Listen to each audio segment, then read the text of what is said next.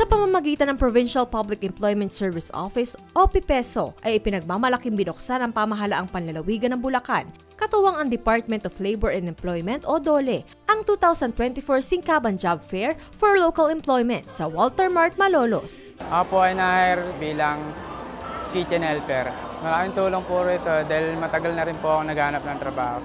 Thank you so much po sa company na tumanggap po sa akin agad-agad at i-make sure ko po na hindi po kayo magkakamali sa pag-choice niyo po sa akin. Salamat din po kay Gob, kay Gobernador Daniel Fernando po, sa DOLE po at sa PESO po. Nagkaloob din ng iba't ibang livelihood starter kits para sa 30 piling benepisyaryo ng DOLE Integrated Livelihood Program. Una po ang aming pasasalamat sa Department of Labor and Employment sa pagkakaloob po sa amin ng Certificate of Eligibility. Kami po ay nagpapasalamat din sa ating punong lalawigan, Governor Daniel R. Fernando, para din po sa makatulong sa aming mga kababayan sa bayan ng San Ildefonso. 75 na katao o beneficiary ang mapagkakalooban nito. Maraming salamat sa DOLE at sa ating mahal na Pangulo at si Governor sa patuloy na nagsasakatuparan at nagsasagawa ng mga programa para sa ikauunlad, para sa ikatatagumpay ng mamamayang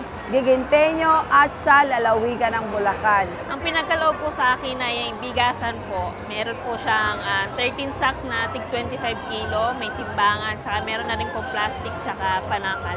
Sa DOLE po, kay Governor Daniel Fernando, kay Vice Gov, maraming salamat po sa tulong na ipinagkaloob niyo sa akin. Sana po marami pa po kayong matulungan. Pinagkaloob po sa akin ng DOLE ay yung tindahan po na may kasamang bigasan. Makakatulong po ito sa everyday na pamumuhay namin.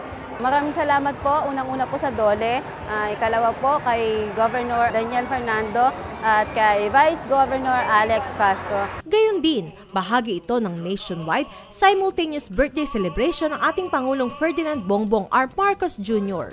There you have it!